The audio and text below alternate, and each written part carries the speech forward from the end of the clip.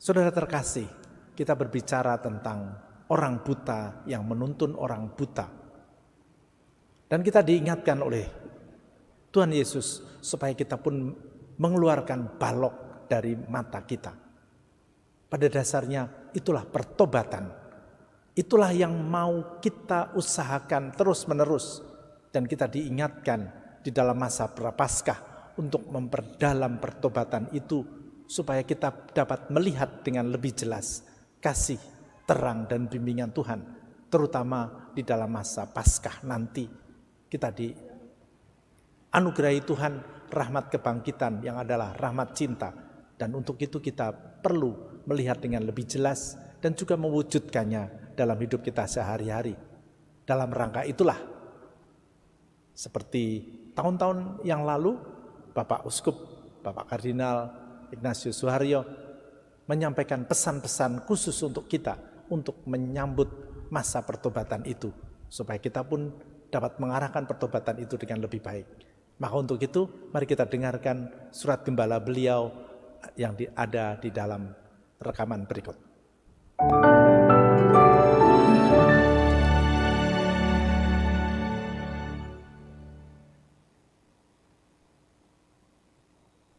Para ibu dan bapak, para suster, bruder, frater, kaum muda, remaja, dan anak-anak yang terkasih di dalam Kristus.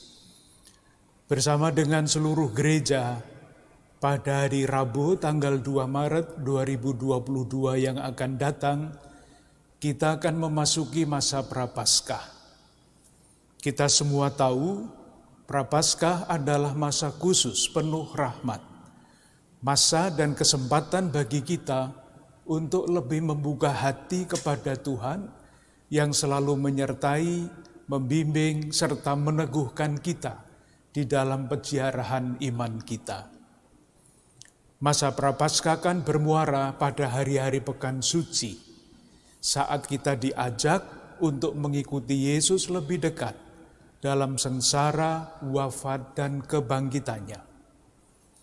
Dengan cara itu, kita mengungkapkan komitmen kita untuk semakin tekun dan setia mengikuti Yesus. Kita diajak menggunakan kesempatan istimewa ini untuk semakin merasakan dan bersyukur. Karena begitu besar kasih Allah akan dunia ini, sehingga Ia telah mengaruniakan anaknya yang tunggal, supaya setiap orang yang percaya kepadanya tidak binasa, melainkan beroleh hidup yang kekal. Kasih Allah yang begitu besar inilah yang dicurahkan sampai sehabis-habisnya bagi kita murid-murid Yesus. Kasih Allah yang kita rasakan dan syukuri akan terus-menerus membaharui hidup kita, sehingga kita dapat bertumbuh semakin selaras dengan martabat kita sebagai gambar Allah. Itulah yang dinyatakan dalam kisah penciptaan. Maka Allah menciptakan manusia itu menurut gambarnya, menurut gambar Allah diciptakannya dia. Laki-laki dan perempuan diciptakannya mereka. Pada tahun ini, kita menjalani masa Prapaskah ketika kita umat Katolik Keuskupan Agung Jakarta secara khusus ingin mendalami faham mengenai martabat manusia dan berusaha mencari jalan-jalan kreatif untuk menjunjung tinggi dan menghormati martabat manusia itu.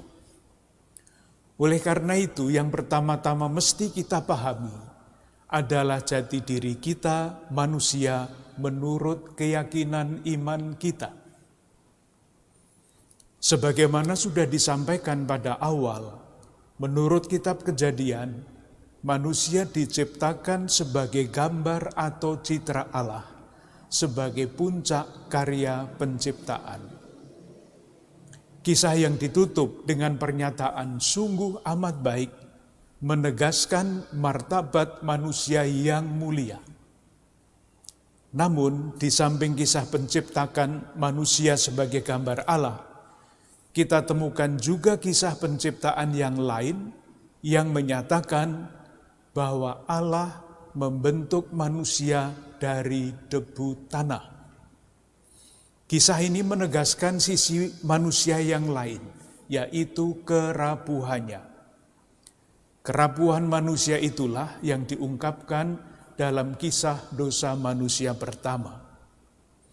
Melalui dua kisah penciptaan manusia yang berbeda ini, diungkapkan keyakinan iman mengenai jati diri kita manusia.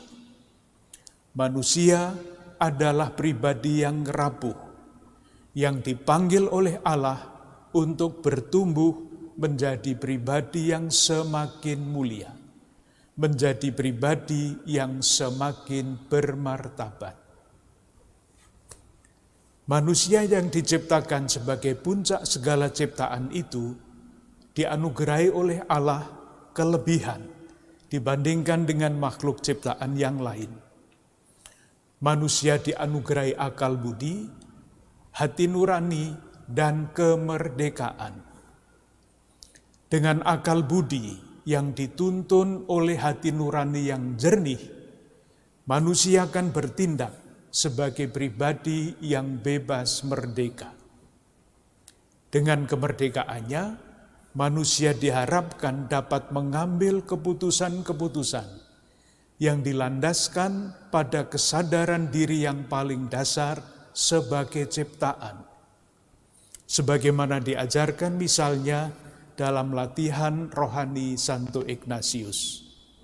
Manusia diciptakan untuk memuji, menghormati, serta mengabdi Allah Tuhan kita.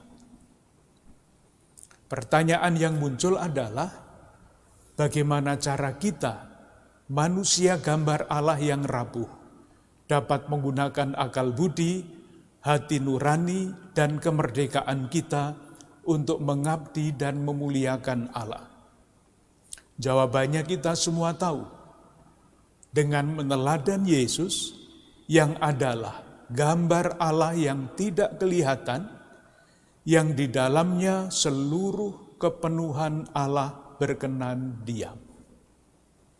Dengan meneladani Yesus, melakukan apa yang Ia lakukan, kita akan semakin mencerminkan kemuliaannya.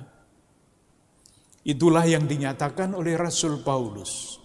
Kita semua mencerminkan kemuliaan Tuhan. Maka kita diubah menjadi serupa dengan gambarnya, yaitu Kristus, dalam kemuliaan yang semakin besar.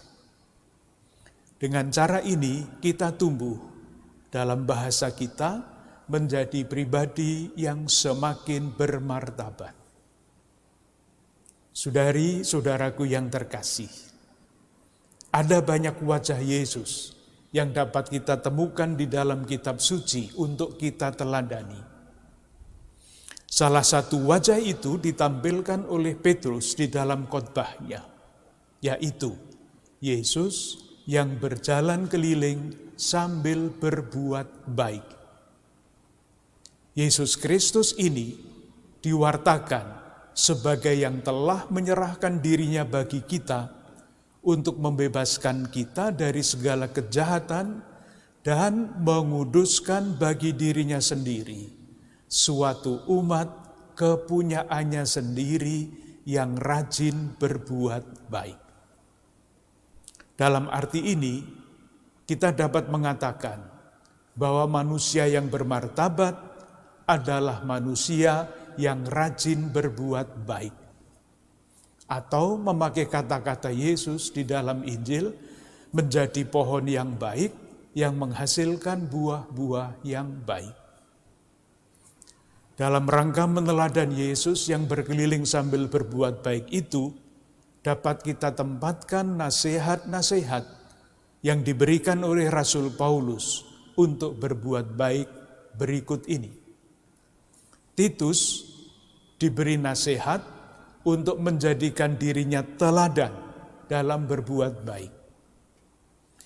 Jemaat di Tesalonika didoakan agar Allah dengan kekuatannya mencempurnakan kehendak-Mu untuk berbuat baik. Timotius diminta untuk memperingatkan jemaat yang dilayaninya agar mereka itu berbuat baik. Bagi jemaat Galatia dan tentu saja bagi kita dinasihatkan, janganlah kita jemu-jemu berbuat baik. Karena itu, selama masih ada kesempatan bagi kita, mari kita berbuat baik kepada semua orang. Tidak jarang, berbuat baik itu mesti disertai pengorbanan yang besar. Itulah yang ditegaskan oleh Petrus di dalam suratnya. Karena itu, baiklah juga mereka yang harus menderita karena kehendak Allah, menyerahkan jiwanya kepada Pencipta yang setia dengan selalu berbuat baik.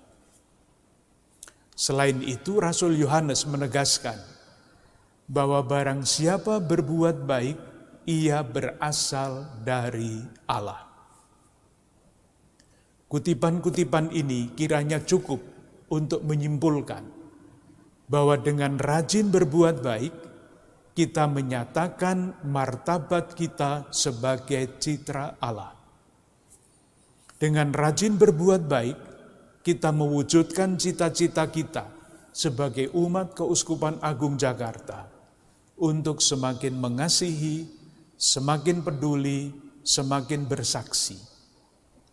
Perbuatan baik adalah wujud kasih dan kepedulian kita, serta bentuk kesaksian kita.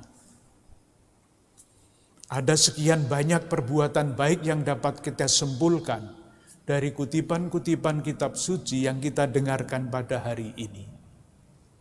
Yesus menunjukkan jalan-jalan yang konkret pula. Memandang orang lain secara positif, dengan tidak mengadili atau menyalahkan. Yang juga sangat aktual adalah nasihat untuk terus menjadikan kata-kata yang keluar dari mulut kita sebagai kekuatan yang meneguhkan, tidak memecah belah. Kata-kata yang keluar dari dalam hati mesti menjadi berkat, bukan kebohongan, bukan ujaran kebencian, bukan fitnah. Kata-kata kita mesti diterima dan dirasakan oleh orang lain sebagai buah yang baik karena keluar dari perbendaharaan hati yang baik. Agar perbuatan baik itu semakin kreatif, kita masing-masing, keluarga-keluarga atau komunitas kita, dapat dan perlu mengajukan pertanyaan ini serta berusaha menjawab dan melaksanakannya. Perbuatan baik apa yang mesti kita lakukan dalam lingkungan hidup kita yang konkret, yang dapat mencerminkan martabat kita sebagai murid-murid Kristus dan sekaligus memuliakan martabat orang lain. Tidak mustahil pada suatu saat, karena berbagai macam alasan, kita akan merasa lelah melakukan perbuatan baik. Kalau demikian, nasihat Rasul Paulus ini pantas kita pegang. Karena itu, saudara-saudaraku yang terkasih, berdirilah teguh, jangan goyah. Giatlah selalu dalam pekerjaan Tuhan, artinya berbuatlah baik, sebab kamu tahu bahwa dalam persekutuan dengan Tuhan jerih payahmu tidak sia-sia. Saudari-saudaraku yang terkasih, ketika akan mengakhiri pesan ini, saya teringat pengalaman saya ketika berjumpa dengan seorang guru hampir 25 tahun yang lalu. Guru itu ditempatkan di wilayah yang masyarakatnya sama sekali tidak mengenal gereja Katolik. Tetapi guru itu terus menjalankan tugasnya lebih daripada yang diwajibkan. Pada akhir perjumpaan, guru itu mengatakan kepada saya, "Romo, saya melakukan itu semua supaya masyarakat di sini tahu bahwa orang Katolik itu hanya ingin berbuat baik. Pesan yang sangat mengesankan. Akhirnya bersama para imam, diakon, dan semua pelayan umat, saya dengan tulus ingin mengucapkan terima kasih kepada para ibu, bapak, suster, bruder, frater, kaum muda, remaja, dan anak-anak semua yang dengan beraneka cara terlibat dalam karya perutusan Keuskupan Agung Jakarta. Kita berharap melalui berbagai prakarsa yang kita jalani selama masa Prapaskah, kita terus dapat membaharui diri, bertumbuh menjadi pribadi yang semakin bermartabat dan semakin serupa dengan Kristus, Sang Manusia sejati. Salam dan berkat Tuhan untuk Anda semua, keluarga-keluarga, dan komunitas Anda. Bunda Maria dan Bapak Yusuf, doakanlah kami.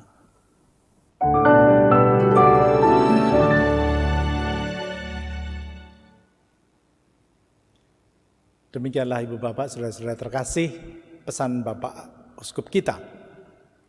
Saya hanya menggarisbawahi satu hal, mari kita memberikan kesaksian kepada saudara-saudara kita dengan perbuatan baik kita. Perbuatan itu adalah juga wujud dari kata-kata kita. Tapi satu hal terakhir, kata-kata tidak hanya berarti dari mulut. Zaman hari ini, kata-kata itu juga berasal dari jempol-jempol kita, bukan? Jadi kalau kita mau memberikan kesaksian, mari jangan ikut-ikutan menjadi netizen dari negara 62 yang dikenal sebagai negara yang paling julid. Semoga kita sebagai orang Katolik menghayati perbuatan baik itu juga dengan kata-kata kita dan jangan lupa dengan jempol kita. Di sanalah juga pertobatan itu akan berbuah bagi sesama kita. Dan untuk itu, mari kita bersama-sama memperbarui iman kepercayaan kita di hadapan Tuhan.